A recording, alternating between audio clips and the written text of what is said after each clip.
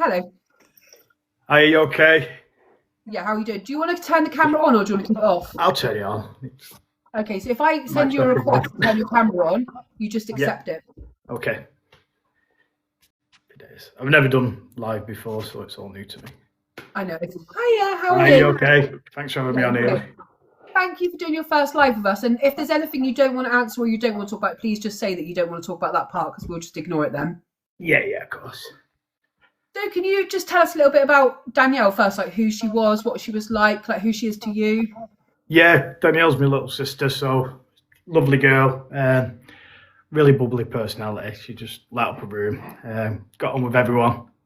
She'd do out for anyone. Lovely little sister. Great auntie to her nieces and nephews. Best friend was probably a nan. She just turned up at the house and turned up with fish and chips and brighten the day up. So, yeah, she's a lovely girl. So how old was Danielle when this all happened? When she died? 33. So it was only 33.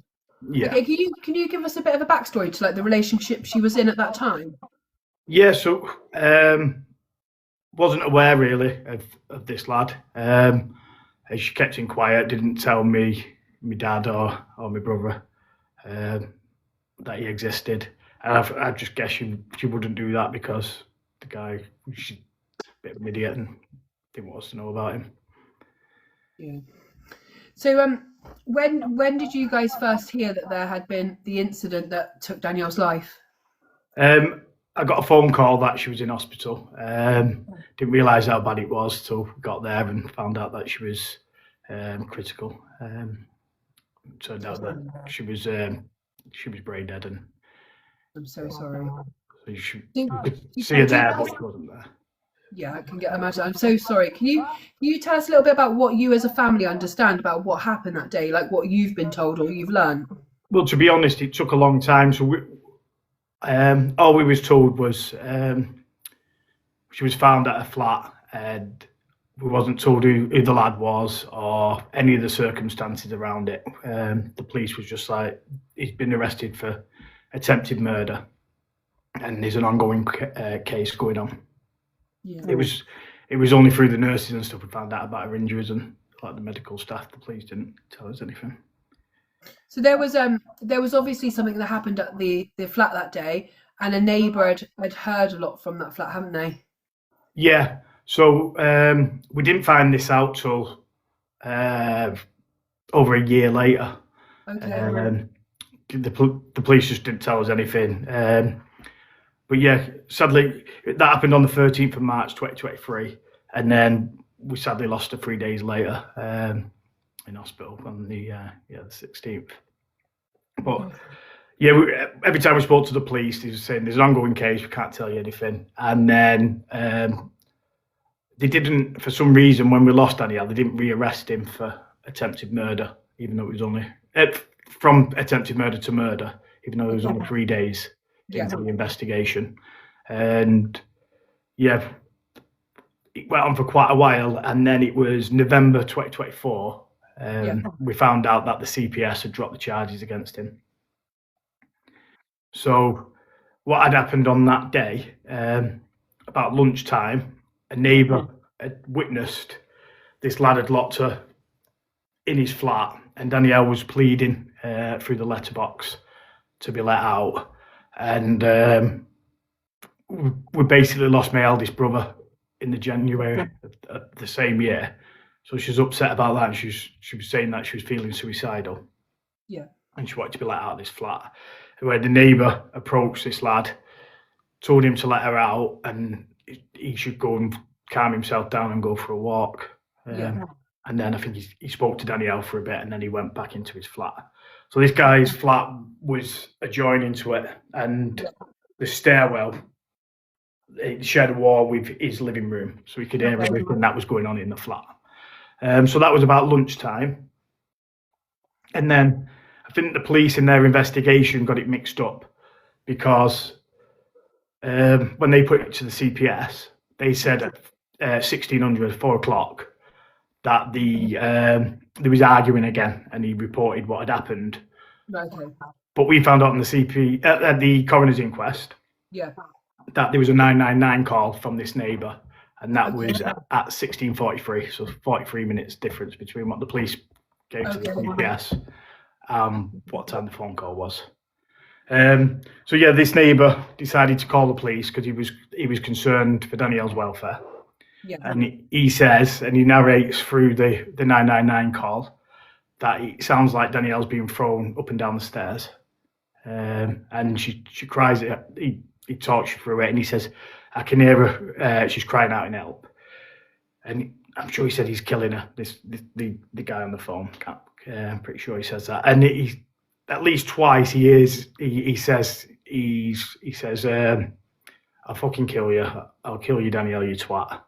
So yeah, that throwing her, what sounded like him throwing her up and down the stairs, happened a number of times. And then I think it was 16:56.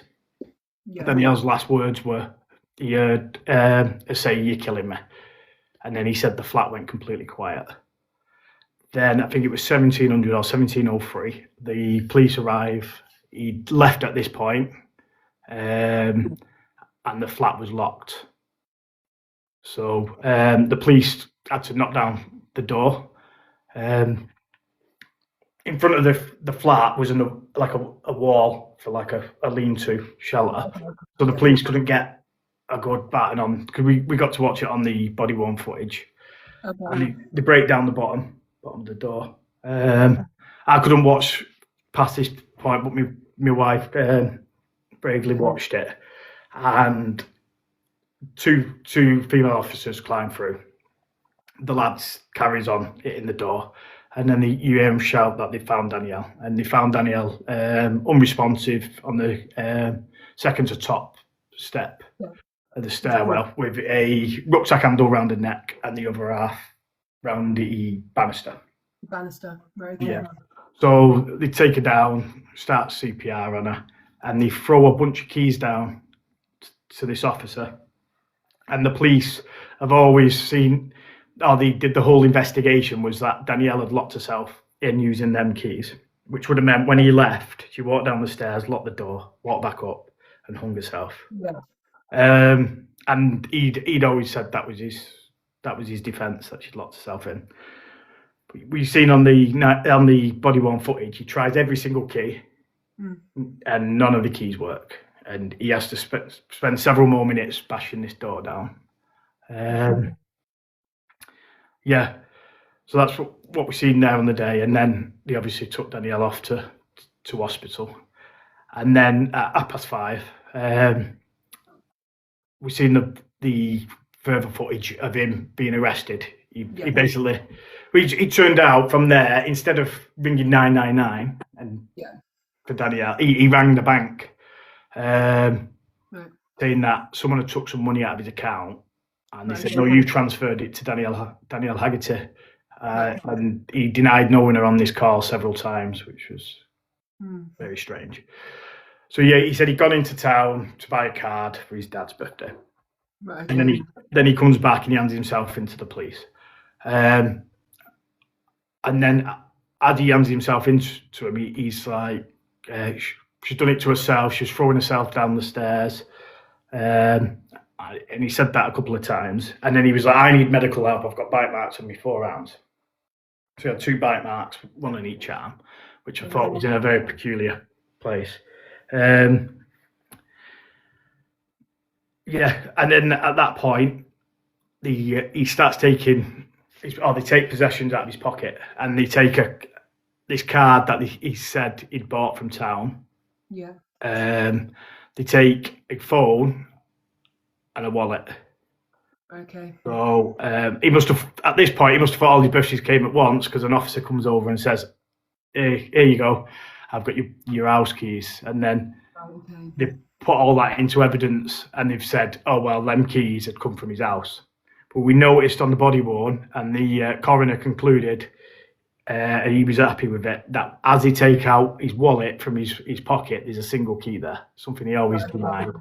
And he was happy that he had locked Danielle inside the flat. Okay. So, and he does say that he thought she was suicidal when he left her there anyway. Yeah. That he thought that. So his story is he saw her throw herself down the stairs. She didn't want to be here anymore. She wanted to die. Yeah. But he still just Yeah, he got said told that man about his she was day. suicidal about her brother, and she was doing it to herself. So fast forward to the coroner's inquest. Yeah. The pathologist, we got a chance to ask her questions, and she said Danielle was, she had a slight fracture to her neck. They said bruising, which could be consistent with the hanging with the rucksack, but she was covered in quite a lot of bruises, and she said there was a varying ages. She said it was impossible to date them, but they accurately date them. But they went from months to weeks to days to hours old, and she had a lot on her arms and hands, and she couldn't say a day was offensive or defensive. Which thought a bit strange why she's covered in bruises. And then the pathologist said, and it got my back really up, she said, these could be in line with someone who's got a lifestyle of drinking drugs. What? I've never seen Danielle falling all over. So luckily I got a chance to ask her, I was like, could these also be in line with someone who's a victim of domestic violence? And she said, yeah. I said, well, say that then. So, yeah. Like victim blaming. And then we also got to speak to him as well. And I got to ask him about these bite marks, because the police not read anything where the police have looked into. They didn't take any photographs or really delve into the fact he had 2 bite marks on his forearms. So I asked him about it. He's a big lad, ex-rugby player, bodybuilder. I think he weighs about 16 stone. Danielle was only little. And his excuse for having these bite marks on his forearms was a few days before Danielle was pulling her hair out or something nobody's ever seen her doing or witnessed. And he said he had to restrain her to stop her hurting herself, and had to get her in an headlock, and she was biting him. So, well, how do in a headlock on both sides to get? Yeah, so we had to change arms, but who says that wasn't on the same day? Even though they're fresh bite marks. Yeah. So I've always thought that was very strange. The pathologist said her findings was it was probable that she did it to herself, but third-party involvement could never be ruled out. Which we start adding things up. I would think the bite marks were more consistent with him trying to hold her on that bag and hold on to the stairs and keep her in place, and then move around the other side to keep her on that bag strap more than anything else. And most people would have made the same conjecture, as she was found that way that day after neighbours had heard her being thrown down the stairs while a man shouted, "I'm going to fucking kill you, you twat," and she said, "You're killing me." Yeah. Makes no sense. The police never seem to go down that route as far as I'm aware. They just skirted over the fact he had these bite marks on his arms. And so we got I can't remember, said the results of the CPS and why they dropped the charges. So they was looking at attempted murder, and they said because of the pathologist's results, then it was probably suicide. The threats to kill, people apparently threaten to kill each other during arguments. So, but they don't always kill each other. It's basically how as I read that. And the assault or whatever up and down the stairs couldn't be proven because it was only heard and not seen. So basically only Danielle or him seeing it, even though it was heard. He's dead. And then the locking her in, they said they didn't know how long she'd been locked in earlier on in the day, so it's hard to say it was false imprisonment. And because the police didn't believe it or wasn't aware that he'd locked her in at the time that she died, they didn't arrest him for false imprisonment at that point. So we was hoping at the end of the coroner's inquest they would have rearrested him at the new evidence with the keys, but they've done nothing at this point. I didn't understand there had to be a time limit on false imprisonment. Whether someone kept you in the house against your will for 2 seconds or throughout that whole day or for months is still the same. It's still false imprisonment. They failed Danielle so badly in your own family, and I know a few years back there was 5 of you siblings. Now there's only 1 of you left, and that's you, and you're being Danielle's voice.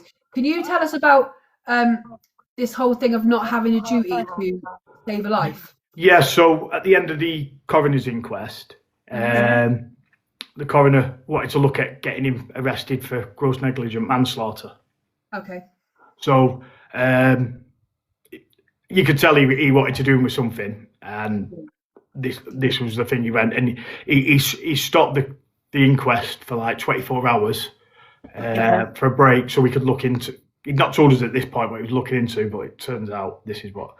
And he came back and he said I wanted to get him done for gross negligent manslaughter because basically he knew Danielle was suicidal. Oh, that's what his defence was, and she was apparently throwing herself down the stairs. His words. So he went down that line. However, he couldn't because it fell at the first hurdle, which was he didn't owe Danielle a duty of care.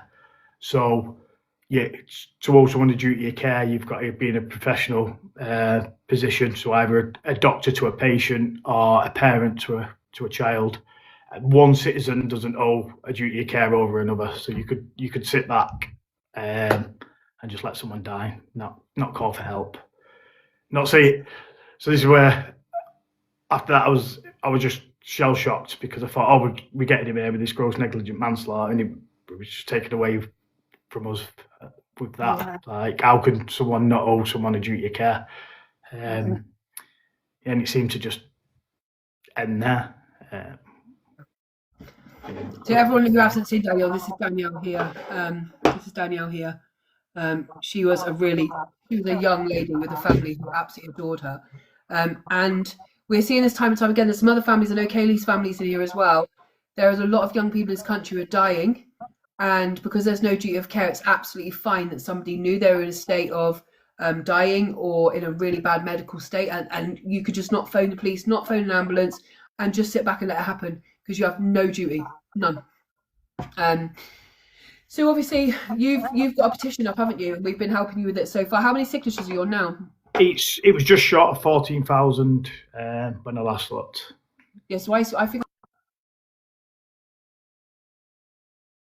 Danielle's petition, it's the first one in my bio, to make it a crime to abandon someone in immediate danger without seeking help.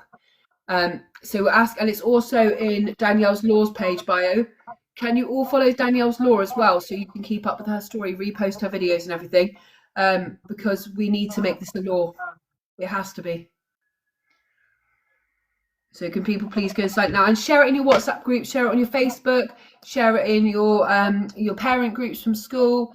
Like, honestly, this could be as simple as one of your children going to a party, taking an overdose, and all of their friends sitting back and allowing them to die because they have no duty of care and they just don't want to phone an adult. This can impact anyone at any time, and until it happens to you, you won't realise how powerless you are in the system. It's shocking because obviously I thought of doing the petition off the back of what's happened to Danielle.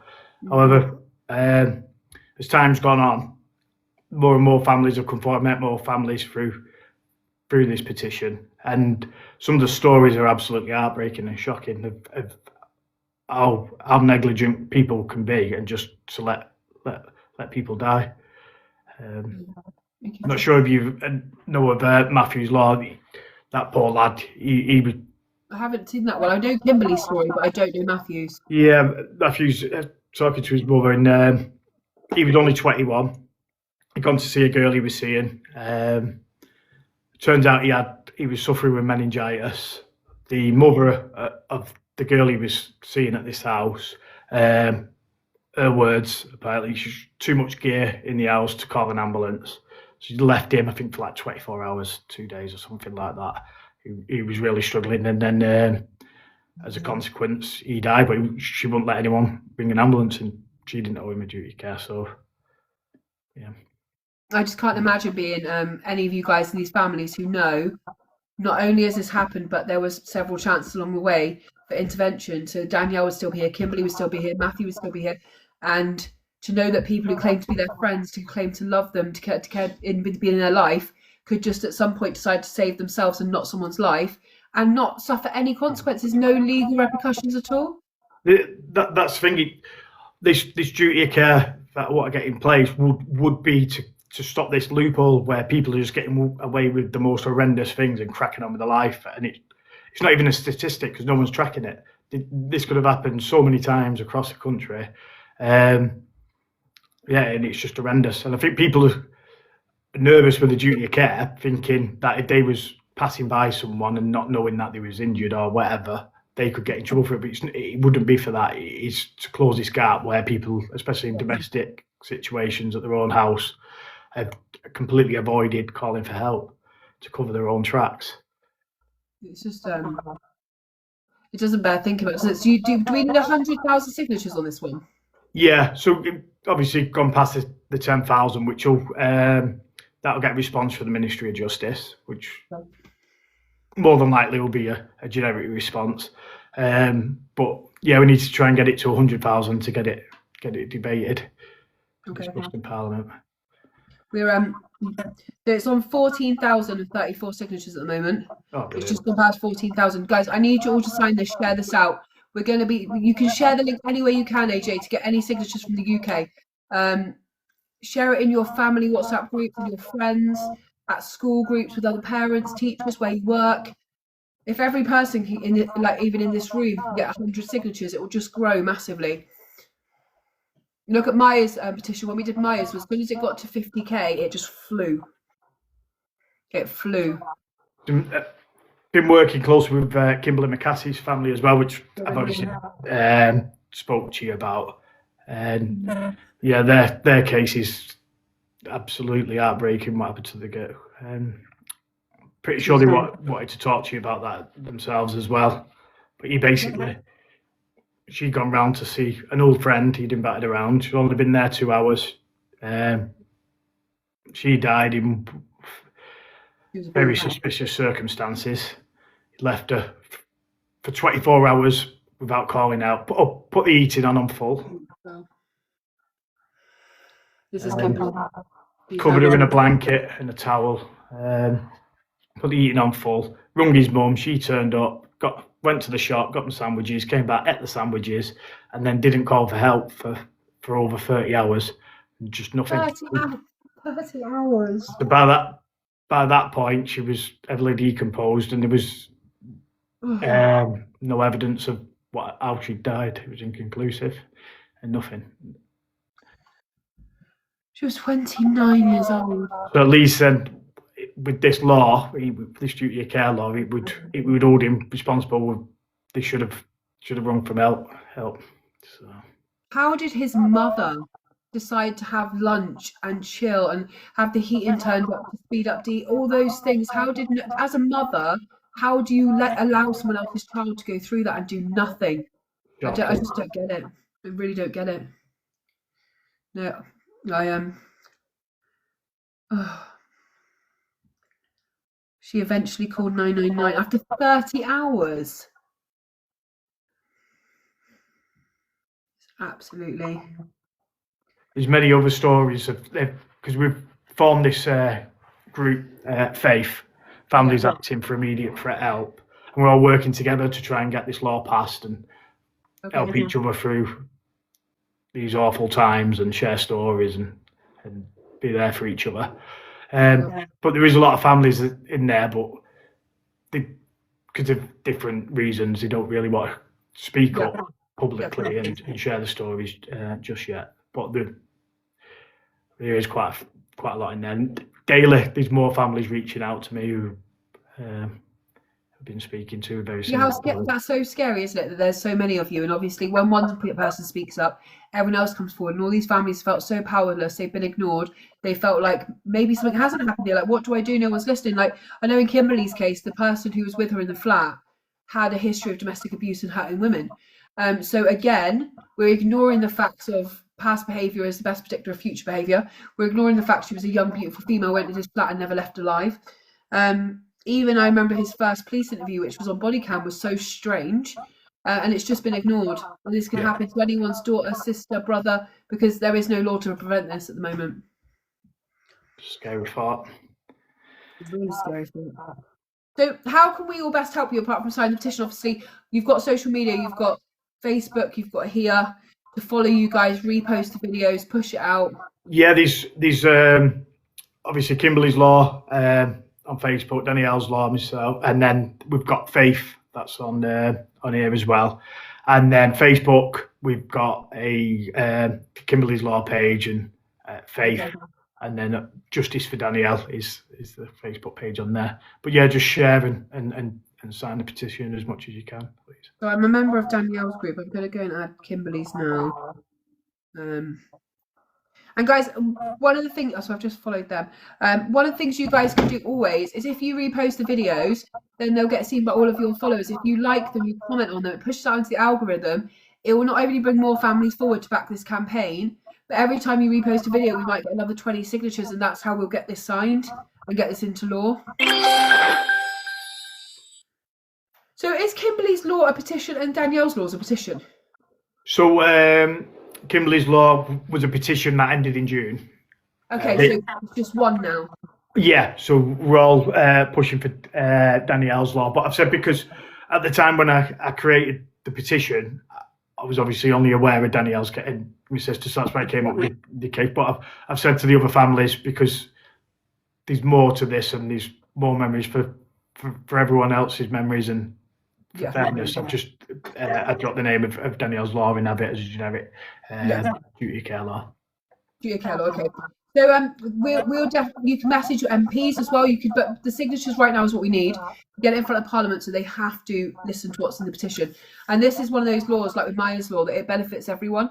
There is absolutely nobody in the UK who should not want this here, because we all have children, we have grandchildren, the next generation is coming up, and right now they're not protected in any kind of way. If this happens, you're not protected this way. If you feel like you're in a mental health crisis and you go to someone's house and say, I'm going to kill myself, then go, okay, have it. I'm not phoning anyone. Likewise, if you have a medical emergency like Matt, they don't have to do shit. And it's going to leave people very vulnerable. So we will definitely, all week we'll push this petition for that till we have to, till it's at least on 50k. So we'll keep pushing it, we'll keep doing these lives. We'll come over after this live and repost all your videos, all Kimberly's videos as well. And any other time you want to come live with me, or you need us to do something, or you're pushing, just let me know and we'll just keep backing it until we get to where we need to go. Oh, I appreciate it. Thank you very much. Thank you for doing this live with me. I'll message you after live. I know it's been a lot and all the stuff you talk about is so hard for you. But thank you for doing that so much. No, thank you for giving us the opportunity. Thanks for everyone. I'll message you straight after the live. Cheers, Hayley. Thank you so much. Thank you. Thank you. Take care. See you now. Bye-bye. Oh, this what a heartbreaking case. When is the deadline? In Danielle's case, it's absolutely heartbreaking, and then when you realise Kimberly's is very similar in kind of what's been allowed to happen, and then the same with Matthew, and then all the other families. Like, these cases are the hardest cases because you realise they could be prevented. And I told you guys my story of domestic abuse, and I was told, I know he's threatened to kill you, but he hasn't actually. And I had a conversation with the police officer. I said, I'll phone you then when I'm dead. Like, I will phone you when I'm dead to tell you, okay? And they were like, well, until then, it's just words. And then you kind of like, I'm just going to stay here. I'm not going to leave, because until he kills me, you ain't going to do shit. And I've got kids, so I've got to wake up for them tomorrow. And, you know, for him to be able to say these things, you know, Maya's Law, have you asked your MP to get a weapons debate for you or a drop-in? That's definitely something we can talk to Jonathan about. 22nd of June is the deadline. Okay, so we're going to push that. We need to get it as soon as possible, really. You know, you just, yes, it will be. Who remembers? It's just absolutely heartbreaking. Like, I've got children now who are 19, etc. And to know that this could happen, and not only could it happen, but somebody could do absolutely nothing to save their life.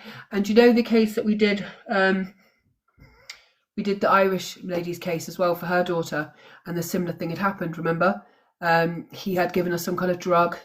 She had had a toilet accident all over the house. She was being sick black all over the house. He had redressed her, put her in bed and allowed her to die. So this would benefit so many families. So many families.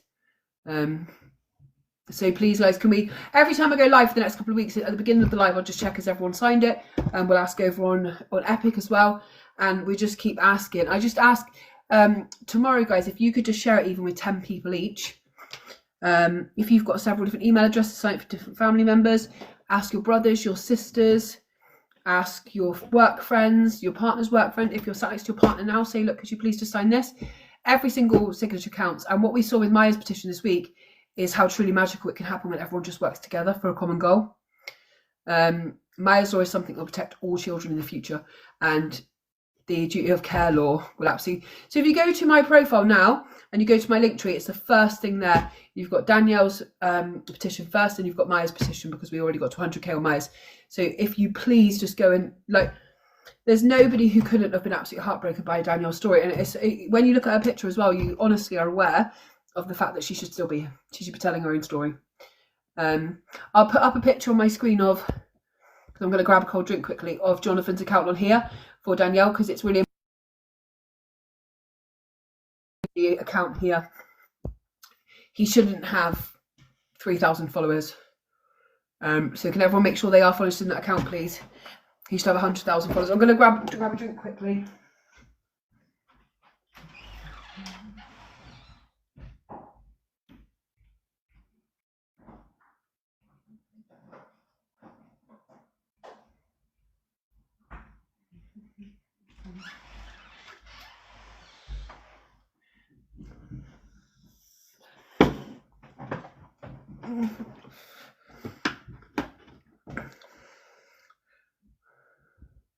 What a cute blanket.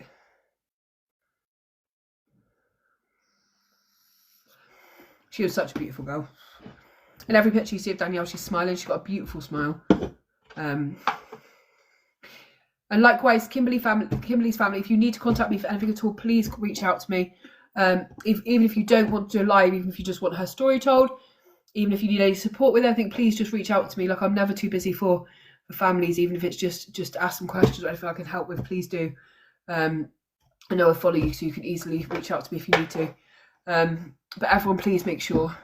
And likewise with Maya's petition as well, like, still, even though it's 100k, people still need to sign it.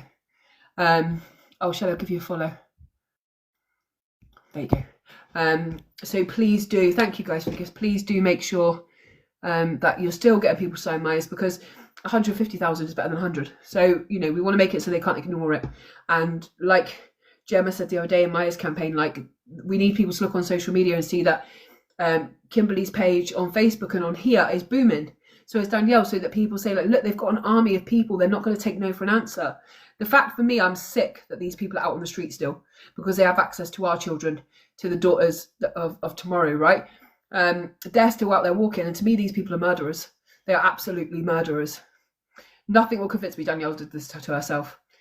Even what you're hearing that day, and I don't know how the police can say, but people only heard it. If you hear a male voice saying, I'm going to kill you, you twat, and a woman, the last thing she ever says is, you're killing me, and in between you hear acts of physical violence, how do we go, well, that's all I heard. It's just, you didn't see it. That's like saying if I hear a kid being beaten up next door and I phone the police, they'll go, we didn't see it, so it didn't happen. It's just sound. Do you know what I mean? It is absolutely a crime, Shelley. It's absolutely the fact that families have to live this daily and can't even grieve yet because they're fighting for justice is one of the worst things I see in the UK over and over again. How can you have the facts in front of you and have to try to persuade to people like this is a crime, when the people who should be protecting your family and should be supporting this investigation fully should be the ones telling you guys what this is and what crimes this is breaking and how the court process is going to work, not just saying, can we forget this? I think Danielle's case particularly is the 5th case I've covered in a year of severe domestic abuse ending in hanging. That's been put down to suicide. No matter if they're found covered in bruises, phones smashed up, flats smashed up, they've always done it to themselves. One of the cases I cover for a family, she was a producer for BBC, Teresa, really had a really good life. She was trying to leave this man and she got found hanging from her wardrobe. The family got told, well, look, she's killed herself, really sorry. Nothing about this woman was going to kill herself. She was trying to leave. She was trying to leave. And we've got Demi as well from Scotland. We had her mum on here. Again, found hanging. Partner had left the house. He had smashed up her phone. It was found way away from her. Again, very young lady. Again and again. And Katie Simpson in Ireland, found hanging from the banister. Police got to the scene. Oh, she's killed herself. Then it got addressed that it was actually murder. They took him to the court system, trial about to start, he killed himself. Cowards. And, you know, there is going to be a copycat element here. When men beat women to death, they're going to think, well, I'll just hang her from the banister or I'll hang her from the window ledge.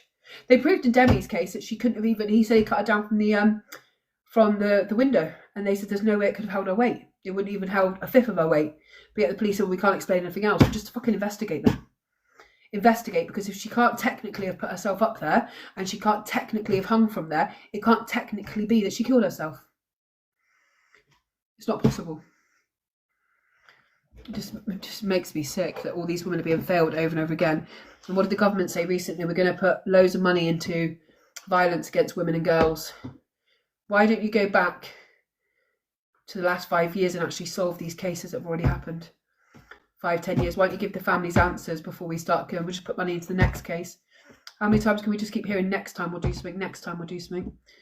So guys, if you go over to Facebook, you can follow Danielle's Law. Thank you for the gifts, guys. You can follow Danielle's Law, and please follow Kimberly's Law, which you can support the families, repost the videos, have more information, and you can see posts on there from Kim had children as well.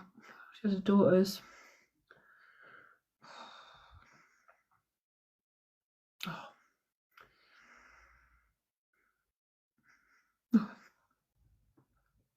A post from my daughter is very hard to read.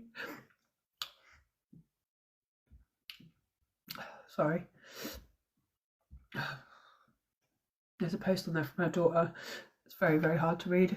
Kids shouldn't be dealing with this. Kids shouldn't have to wonder. Kids should not have to deal with the fact their mum's not here anymore. I don't even think I could read the words. Not now. It's from my daughter Madison. I don't think I could read it out loud. But you can go there. There's little testimonies from my mum and from my sister and from my children. You'll have to go and read them because I can't read that out loud. Hang on, let me just get some tissue. Oh.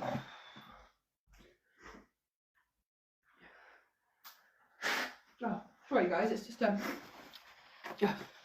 as someone who left that kind of situation, and you just always think like it could have been you, and these kids should not be going through this. You know, for her family, Kimberly's family, to be told, well, you'll never really have the answers, you'll never really know what happened, like that's not good enough. How do you explain to a child, like, your mummy's gone, but I can't tell you how? I can't explain to you. And then children start internalising it, they start blaming themselves because they don't understand. Like, children should be left like that. So please go and follow up these pages, follow up Danielle's Law, Kimberly's Law, follow both pages on TikTok, on Facebook and all the other places as well.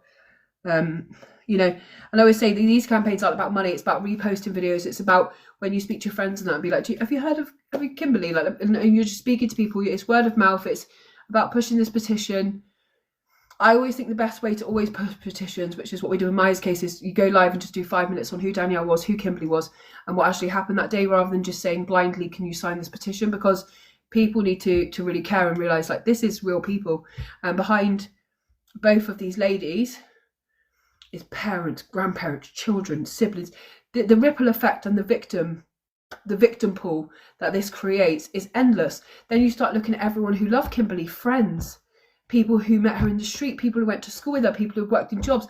Like, there were so many lives that are affected, and the police, the CPS, and they just literally think, we'll give you an inquest, we'll tell you you're never going to get justice, and then you should just move on. How do you move on? How do you move on? You can't even grieve. If you don't know what you're grieving, you can't grieve. If you don't know what happened, what her last words were, did she know she was, all of those things, did she know she was dying? Did she call out for me? Did she ask for mum? Until you have those questions, you can't grieve. You just can't move on until you have answers.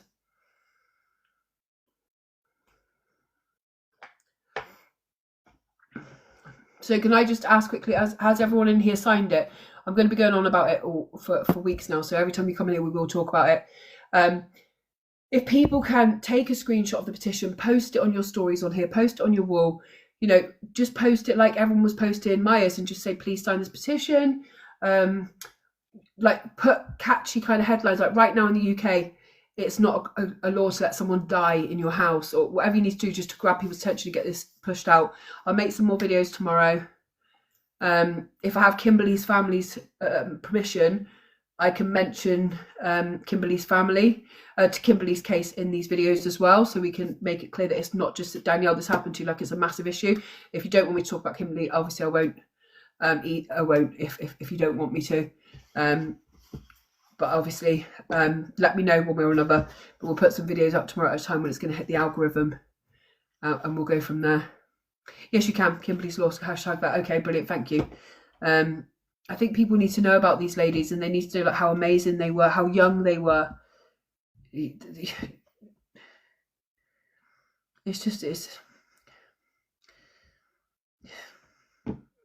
truly just heartbreaking. Absolutely heartbreaking, these cases. I don't imagine there's anyone who wasn't impacted by Jonathan's words today. Is everyone following his page also? Are you all following? Joe, I'm so sorry for your loss. So Kimberly's petition has already expired, so that's not up anymore. So what the families are doing is they're all uniting, and what is called Danielle's law right now will be called a duty of care law, in memory of all of these victims, all of the people who lost their life without any help or support or justice. So it wasn't until Jonathan started doing Danielle's law that he realised that Kimberly's family existed, that Matt's family, and countless others. So now it's going to be called FAITH. So can someone tell what that stands for again? It's called Families Against Immediate... Families Against... Families... Can someone tell what it's for so I can write it down? Because I wanted to find the page on here and stuff as well. Threat harm. Okay, threat help. Okay.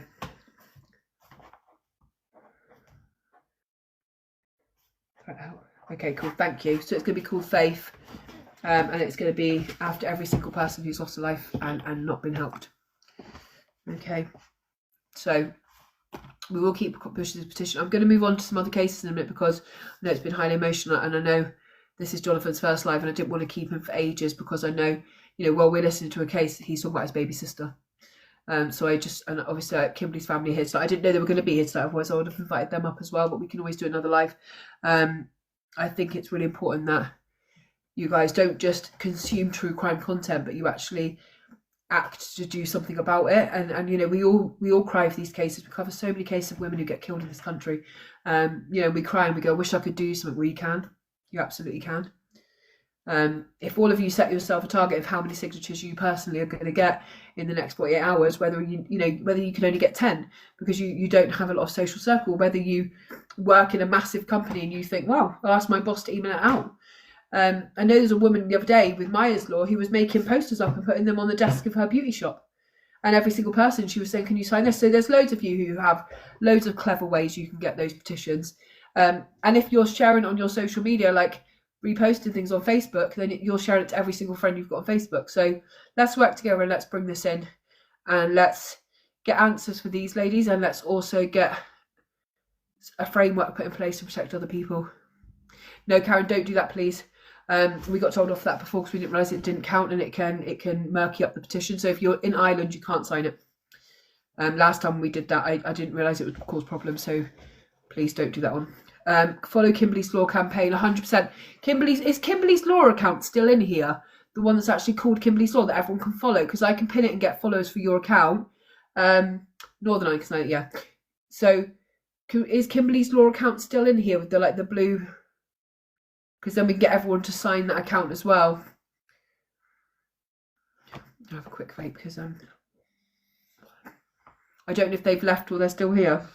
If they say hi, one of the mods will pin them, and then we'll get some followers so that after the live people see Kimberly's videos and they remember to repost and do that. What am I doing tonight?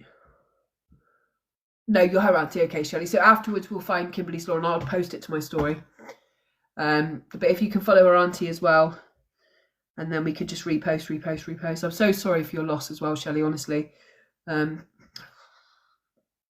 daughter's words absolutely destroyed me. Then I've got 3 daughters myself and fled domestic abuse after 14 years. And I just can't even imagine for you guys as a family not even having the words to say or even knowing yourself what happened. I think for me, the anger not only at him, but would extend so far into his mother. that as a mother she didn't do anything. Like the hatred I feel for her right now, because sometimes with men I don't expect them to protect women, but with her being a mother and to sit there eating fucking sandwiches in the other room while you knew, that I can't even imagine. I can't imagine. Truly cannot imagine.